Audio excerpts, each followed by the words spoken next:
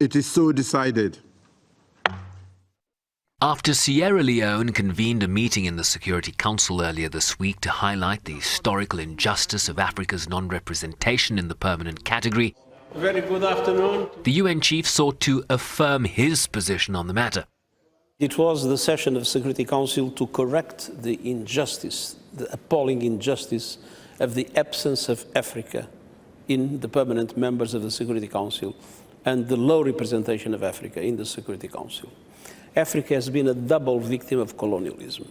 First, because of colonialism itself.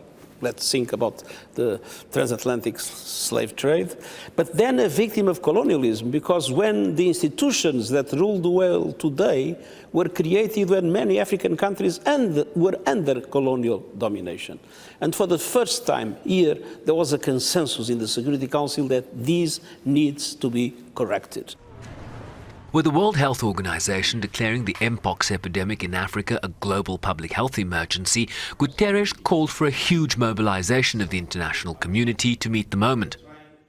This is a great concern, and obviously we fully trust the World Health Organization, but we now need to make a huge effort of mobilization.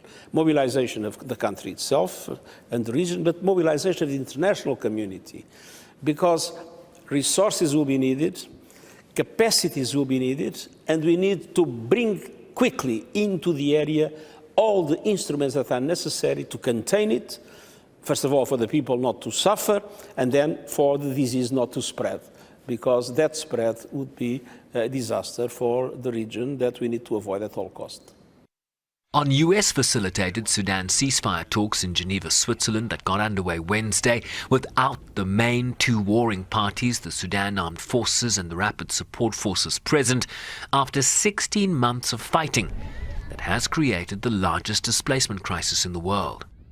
We are witnessing in Sudan the combination of two factors. First, a struggle for power between two generals that completely neglect the interests of their own people.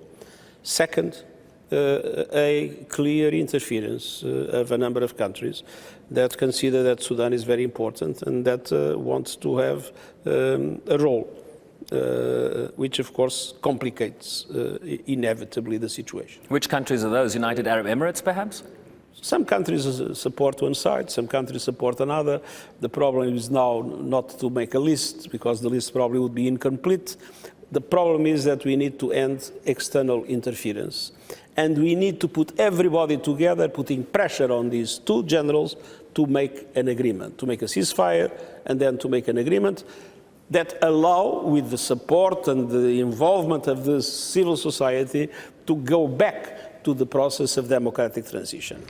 We asked about the catastrophe in Gaza and international efforts, including at the International Court of Justice, that have failed to secure a reprieve for Palestinians trapped in the enclave.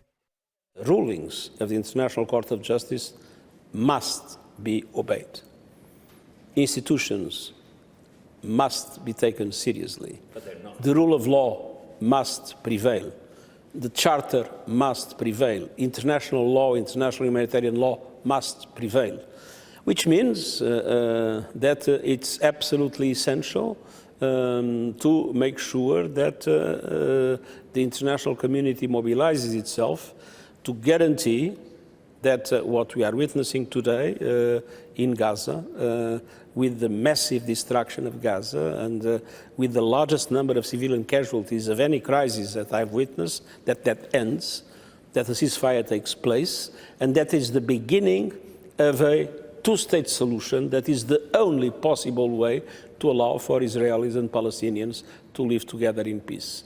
This is an objective that must be in the center of the action of the United Nations, and by the way, it's an objective that fully corresponds to the advice that was given by the International Court of Justice, considering that the occupation was not lawful. With the US election less than 3 months away, this exchange. Are you watching the US election closely? You've had some experience with one of the candidates as president. Do you have a preference? The UN does not interfere in the elections of any country. But the one thing that needs to be recognized probably this election will be the most important political question that will happen until the end of the year. And on the shifting political sands in South Africa and the government of national unity as the country marks 30 years post-apartheid. My observation is an observation of trust in the South African people. South Africa came out of the apartheid, one of the most horrible violations of human rights in the world, and was able to do it in unity. Now we have a government that, to a certain extent, translates that unity in a political formula. I think that we need to trust that whatever the choice made by the South African people, South Africa will be on the right track, and South Africa will play a leading role in the modern world. A modern world fraying at the seams, hoping for a reset this September when he hosts the Summit of the Future that seeks to engender greater cooperation among the 193 member states of the UN. Sherwin Bryce-Pease, SABC News, New York.